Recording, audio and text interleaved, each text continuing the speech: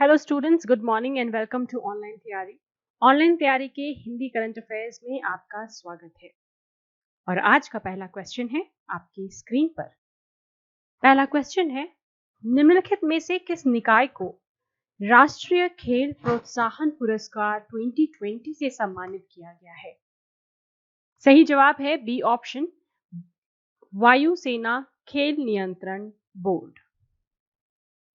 B option इसका सही उत्तर है। वायुसेना खेल नियंत्रण बोर्ड को खेलों के नियोजन और खेल कल्याण उपायों में उत्कृष्ट योगदान के लिए राष्ट्रीय खेल प्रोत्साहन पुरस्कार 2020 से सम्मानित किया गया है।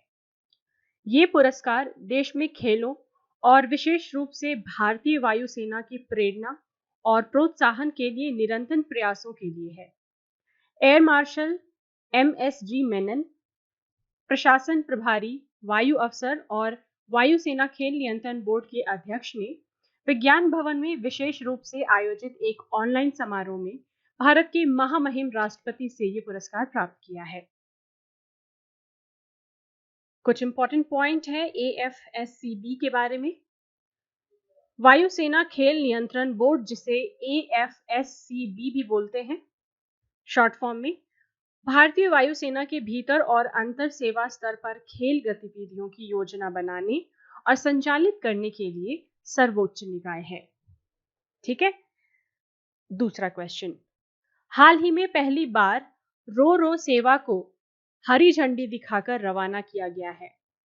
इस सेवा का मार्ग क्या है? इस सेवा का मार्ग है डी ऑप्शन, बैंगलोर सोलापुर। कर्नाटक के मुख्यमंत्री श्री BS येदियुरप्पा ने हाल ही में वर्चुअल प्लेटफॉर्म के माध्यम से महाराष्ट्र में नेलमंगला बेंगलुरु से बेल के पास सोलापुर तक पहली बार रोल ऑन रोल ऑफ यानी कि RORO यानी रो रो सेवा शुरू की है। इस मल्टी मॉडल सेवा का उद्देश्य दोनों राज्यों के बीच माल और आवश्यक वस्तुओं के परिवहन में मौजूदा भीड़ को कम करना है। ये रो रो सेवा क्या है आखिर? ये सड़क और रेल परिवहन की सर्वोत्तम विशेषताओं का समामेलन है। ये विभिन्न वस्तुओं से भरे सड़क वाहनों को खुले समतल रेलवे वैगनों पर ले जाने की एक अवधारणा है।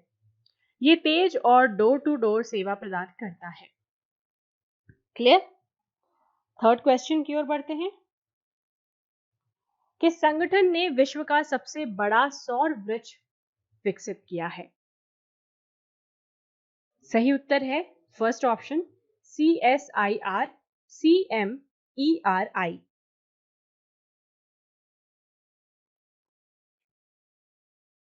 दुर्गापुर स्थित वैज्ञानिक और औद्योगिक अनुसंधान परिषद के तहत केंद्रीय मैकेनिकल इंजीनियरिंग अनुसंधान संस्थान ने विश्व का सबसे बड़ा सौर वृक्ष विकसित किया है और इसे CSIR CMERI आवासीय कॉलोनी में स्थापित किया गया है।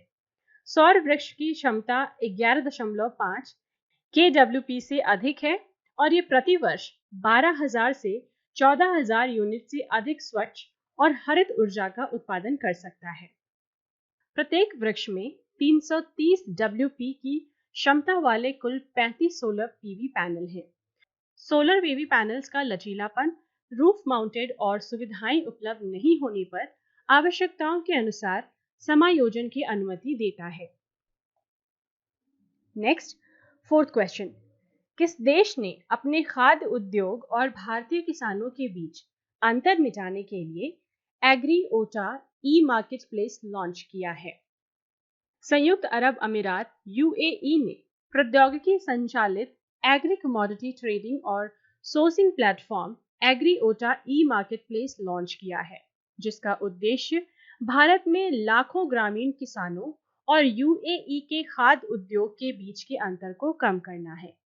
ये पहल Dubai multi commodity centre DMCC और Dubai authorities of commodities trade and enterprise द्वारा शुरू की गई है। ये पहल लाखों भारतीय किसानों को UAE के खाद्य उद्योग के साथ सीधे संपर्क स्थापित करने का अवसर प्रदान करेगी, जिसमें व्यापारियों, थोक विक्रेताओं और खाद्य प्रसंस्करण शामिल हैं। क्लियर है? फिफ्थ क्वेश्चन की ओर बढ़ते हैं। लापता विवादों के पीड़ितों के अंतरराष्ट्रीय दिवस कब मनाया जाता है? सी ऑप्शन 30 अगस्त को। ये दिवस लापता होने से रोकने और जिम्मेदार लोगों को न्याय देने के लिए मनाया जाता है, क्योंकि लापता होने को अक्सर समाज के भीतर आतंक फैलाने की रणनीति के रूप में उपयोग किया जाता है। इस प्रथा से उत्पन्न असुरक्षा की भावना केवल गायब लोगों के करीबी रिश्तेदारों तक ही सीमित नहीं है, बल्कि उनके समुदायों और समाज को भी प्रभावित करती है। ये दिन पहली बार 2011 में मनाया गया था। सिक्स्थ क्वेश्चन, किस संस्था ने मेड बोट मेडिकल ट्रॉली विकसित की है? बी ऑप्शन भारतीय रेलवे। ये इसका सही जवाब है। मेड बोट एक रिमोट नियंत्रित मेडिकल ट्रॉली है, जिसे कोविड रोगियों को भोजन और दवाइयां पहुंचाने में सहायता करने के उद्देश्य से विकसित किया गया है। मेड बोट का इस्तेमाल भारतीय रेल के डीजल इंजन कारखाने के केंद्रीय अस्पताल में किया जा रहा है। रेलवे द्वारा कई अन्य पहलों को, जैसे कि लोगों को खाद्यान्न और परिवहन सुविधाओं जैसी आवश्यक वस्तुओं की ढुलाई का प्रावधान भी प्रदान किया गया है।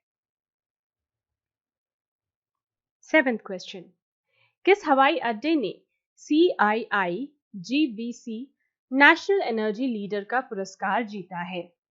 सी ऑप्शन है हैदराबाद अंतरराष्ट्रीय हवाई अड्डा।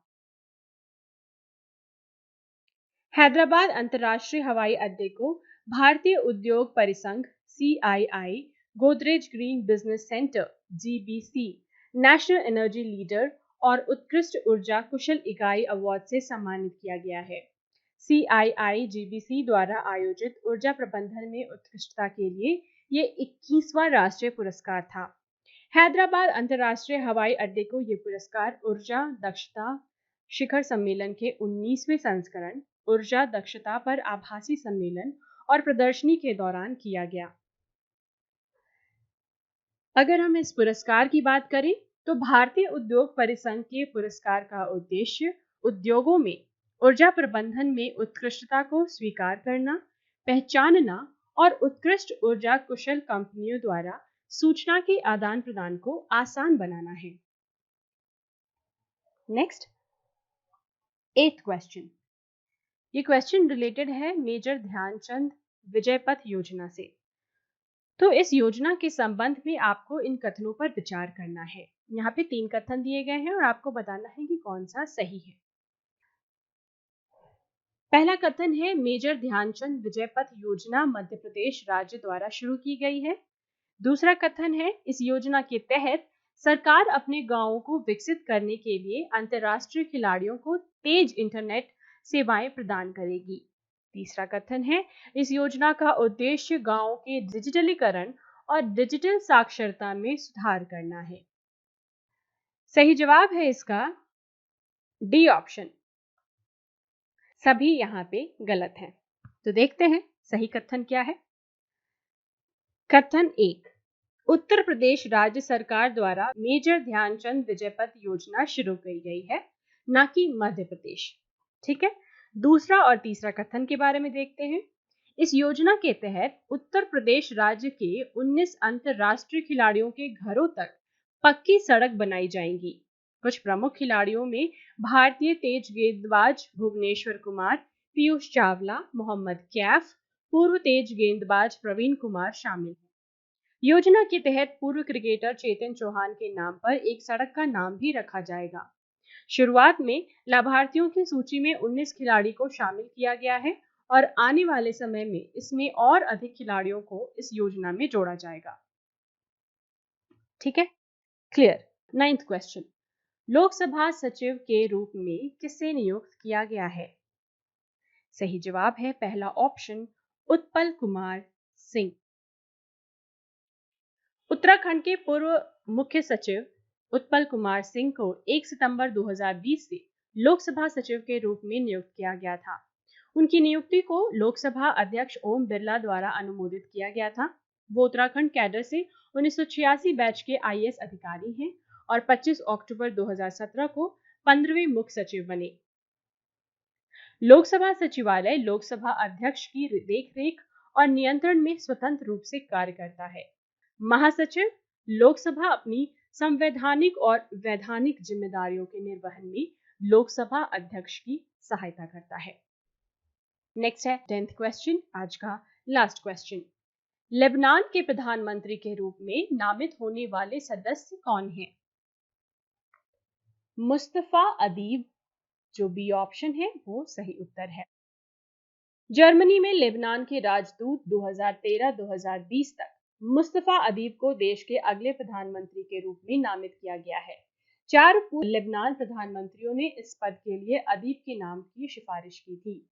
पूर्व प्रधानमंत्री नजीब मिकाती ने औपचारिक रूप से पहली बार राष्ट्रपति महल में अदीब को नामित किया।